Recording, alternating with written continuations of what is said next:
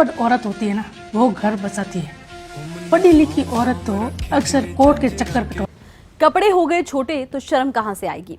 ये रील आपने कहीं ना कहीं देखी जरूर होगी।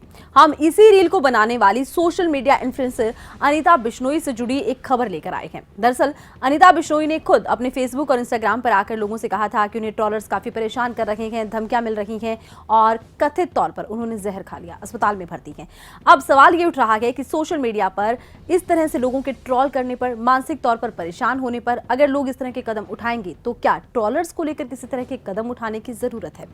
अब ये बात रह गई एक तरफ। बड़ी बात यह है कि social media influencer Anita Bishnoi के 7 लाख फॉलोअर्स हैं और बताया जाता है ज्यादातर मर्द हैं। और बड़ी बात यह भी है कि अनीता बिश्नोई खुद एक महिला हैं और जिस वक्त उन्होंने एक रील बनाई थी कपड़े हो गए छोटे, उस दौरान उनका अपना ब्लाउज काफी डीप गले का था। इसी को लेकर लोगों ने उन्हें ट्रोल कर दिया कि आप दूसरों के कपड़ों पर बात करती हैं लेकिन आपके अपने कपड़े कुछ खास सही नहीं लग रहे हैं। कपड़े हो गए छोटे तो शर्म कहां से आई। इसी बात से वो काफी परेशान हो गई थी, लेकिन जैसे उनकी ये रील वायरल हुई है, ट्रोलर्स के निशाने पर अनीता बिश्नोई की कई सारी पुरानी रील्स भी आ गई हैं, जिसमें अनीता बिश्नोई ने हर चीज के लिए महिला को जिम्मेदार बताया। उनकी अकॉर्डिंग, उनकी रील्स के मुताबिक ये कहा जाता है कि अगर पति का बाहर चक्कर चल रहा है तो उसके लिए उसकी पत्नी जिम्मेदार है, पति ढंग से कमा नहीं पा रहा, पत्नी जिम्मेदार है, बाहर नौकरी करने वाली महिलाएं शायद ठीक नहीं होती हैं। उन्होंने महिलाओं को यहां तक टारगेट कर दिया कि ज्यादा पढ़ने पर भी लड़कियां ठीक नहीं रहती हैं और इस तरह की कथित तौर पर उनकी रील्स हैं जिनको लेकर के ट्रोलर्स उन्हें अब निशाने पर ले रहे हैं। अभी एक बार वो ट्रोलर्स से परेशान हो चुकी हैं लेकिन ट्रोलर्स उनका पीछा छोड़ते नजर नहीं आते।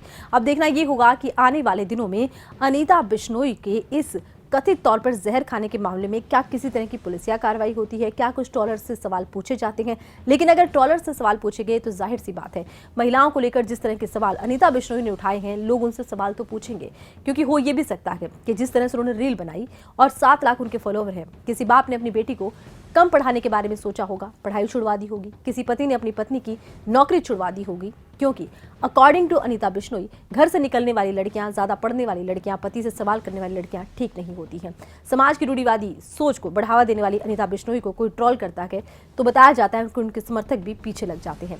अनीता बिश्नोई को अपनी मान मर्यादा का तो बहुत ख्याल है, लेकिन क्या उन्होंने उन महिलाओं की मान मर्यादा के बारे में सोचा जो मेहनत कर कर, पढ़ लिख कर, कमा कर अपना घर चला रही हैं।